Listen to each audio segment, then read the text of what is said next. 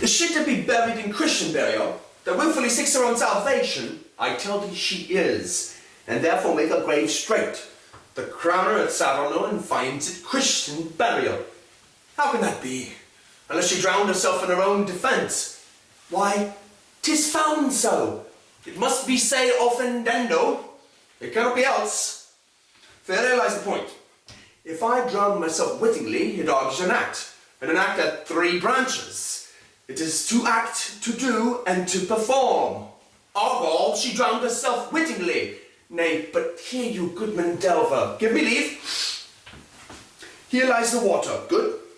Here stands the man, good. If the man go to this water and drown himself, it is willy-nilly, he goes.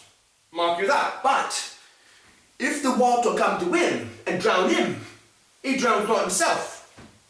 Argal, he that is not guilty of his own death, shortens not his own life. But is this law? Aye, marry, is. Crown is quest law. Well, you are the truth on't. If this had not been a gentlewoman, she should have been buried out of Christian burial. Why, there thou sayest. And the more pity the great folk should have countenance in this world to drown or hang themselves more than they're even Christian. Come, my spade. There is no ancient gentleman but gardeners, ditchers, and grave makers. They all about his profession. Was he a gentleman? He was the first that ever bore arms. Why, he had none. What? Art a heathen? How dost thou understand the scripture? The scripture says Adam digged. Could he dig without arms? I'll put another question to thee. If thou answerest me not to the purpose, confess thyself. Go to. What is he that builds stronger than either the mason, the shipwright, or the carpenter? The gallows maker, huh? For that frame outlives 1,000 tenants. I like thy wit well, in good faith. The gallows does well, but how does it well? It does well to those that do ill. Now thou dost ill to say the gallows is built stronger than the church. Argal, the gallows may do well to thee. Do it again. Come, who builds stronger than a mason, a shipwright, or a carpenter? Aye, tell me that, and unyoke. Mary, now I can tell. To it. Mass, I cannot tell.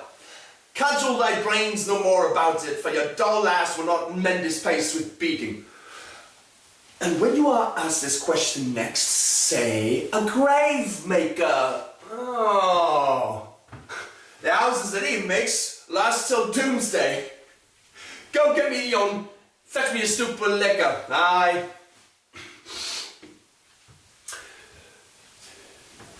In youth, when I did love,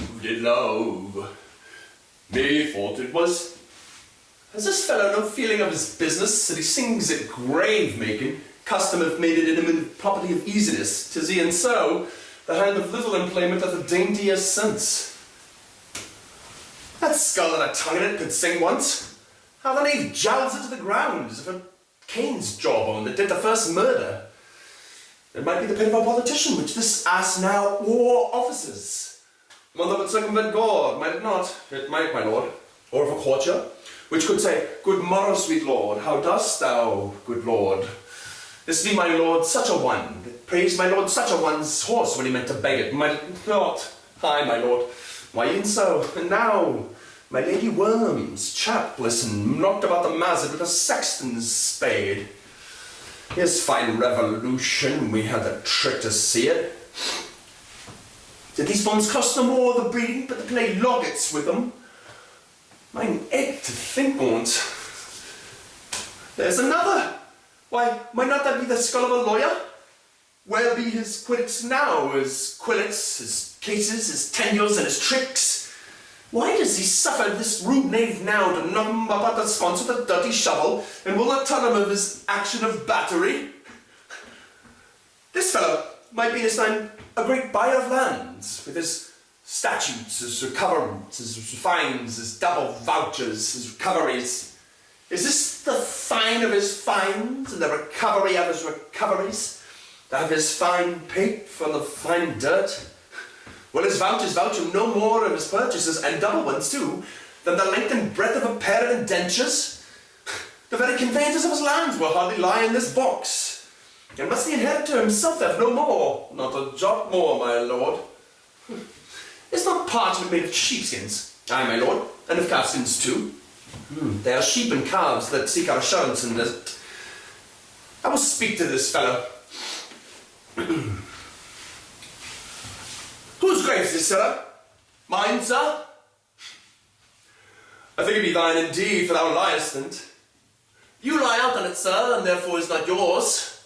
For my part, I do not lie in it, and yet 'tis mine. Thou dost lie in to be in it to say 'tis thine, 'tis for the dead, not for the quick. Therefore thou liest. 'Tis a quick lie, sir. 'Twill away again from me to you. What man dost thou dig it for? For no man, then, sir. What woman, then? For none neither. Who is to be buried in't? One that was a woman, sir, but rest her soul, she's dead. How absolute the knave is! We must speak by the card, or equivocation will undo us. By the Lord, Horatio, these 3 years I have taken note of it. The age has grown so picked that the toe of the peasant comes so near the heel of the courtier, he galls his kibe. How long hast thou been a grave maker? Of all the days in the year, I came to it that day that our last King Hamlet o'ercame Fortinbras. How long is that since? Cannot you tell that? Every fool can tell that. It was the very day that young Hamlet was born. He that was mad and sent into England. Aye, marry, why was he sent into England? Why? Because he was mad. He shall recover his wits there, or if he do not, there's no great matter there. Why? 'Twill not be seen in him there. There the men are as mad as they. How came he mad? Very strangely, they say. How strangely? Faith, he was losing his wits. Upon what ground? Why, here, in Denmark. I've been sexton here, man and boy, 40 years. How long will a man lie in the earth ere he rot? If he be not rot before he die, as we have many pocky corpses nowadays that will scarce hold the laying in, he will last us some 8 year or 9 year. A tanner will last you 9 year. Why he more than another? Why, sir, his hide is so tanned with his trade that it will keep out water a great while, and your water is the sore decay of your horse and dead body. Here's a skull now. This skull was lain in the earth 23 years. Ugh, whose was it? A horse and mad fellow it was. Who do you think it was? Nay, I know not. The pestilence on a moment for a mad rogue. A pot of flagon of reddish on my head once. This same skull, sir, was Yorick's skull, the king's jester. This, in that. Let me see.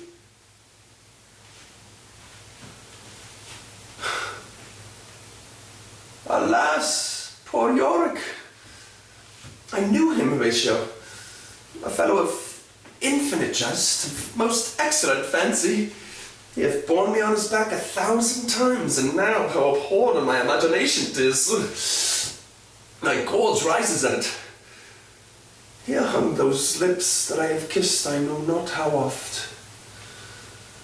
Where be your jibes now, your gambols, your songs, your flashes of merriment that were wont to set the table on a roar? No one now to mock your own grinning, quite chop-fallen. Now get you to my lady's chamber and tell her, let her paint an inch thick. To this favour she must come. Make her laugh at that. Prithee, Horatio, tell me one thing. What's that, my lord?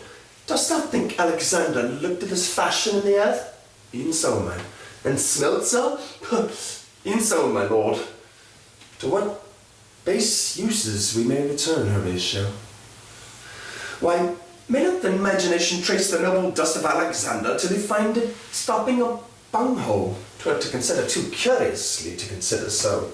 No, faith, not a jot, but to follow him thither with modesty enough and likelihood to lead it, as thus. Alexander died, Alexander was buried. Alexander returneth in the dust is earth, of earth we make loam. And why of that loam whereto he was converted might they not stop a beer barrel?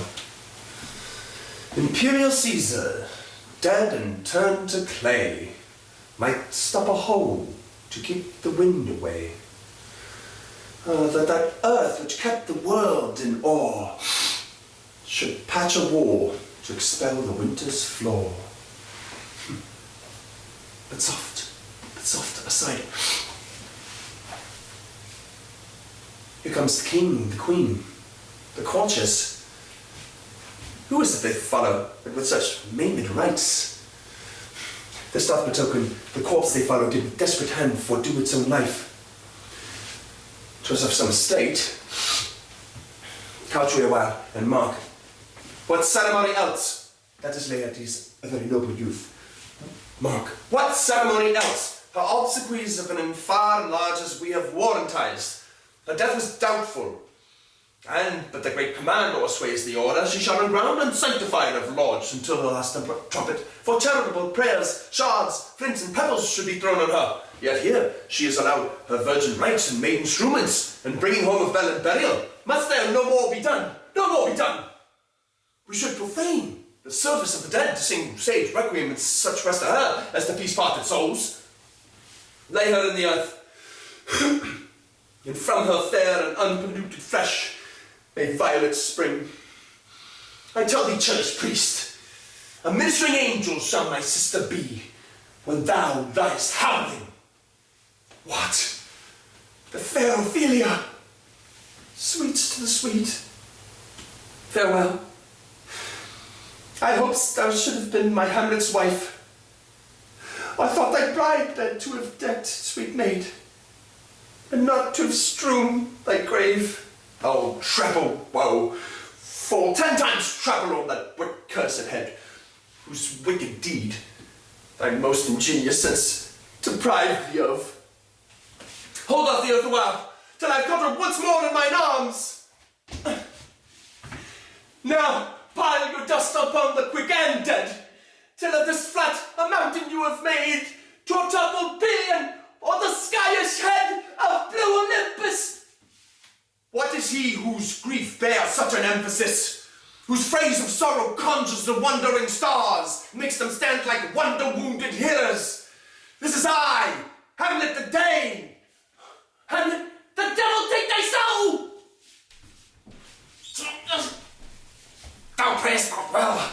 I prithee, take thy fingers from my throat, for though I am not splendid and rash, yet have I in me something dangerous, which let thy wiseness fear.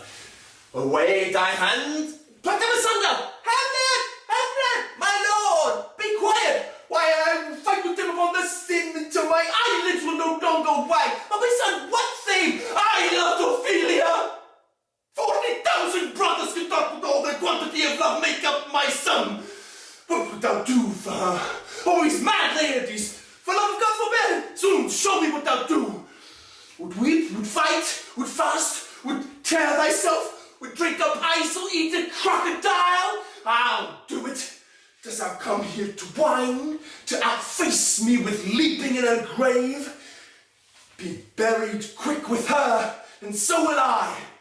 And if thou prate of mountains, let them throw millions of acres on us, till our ground, singeing his pate against the burning zone, make also like a wart.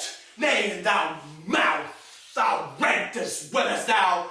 This is mere madness, and thus a while the fit will work on him. Unknown, as patient as the female, when that a golden couplet is disclosed, his violence will sit drooping. Hear you, sir. What is the reason that you use me thus? I loved you ever, but it is no matter. Let Hercules himself do what he may. The cat will mew, and dog will have his day. I pray you, Horatio, wait upon him. Yes, my lord. Laertes, strengthen your patience in our last night's speech. We'll put the matter to the present push. Good Gertrude, set some watch over your son. His grave shall have a living monument. An hour of quiet shortly, so we see. Till then, in patience, our proceedings be.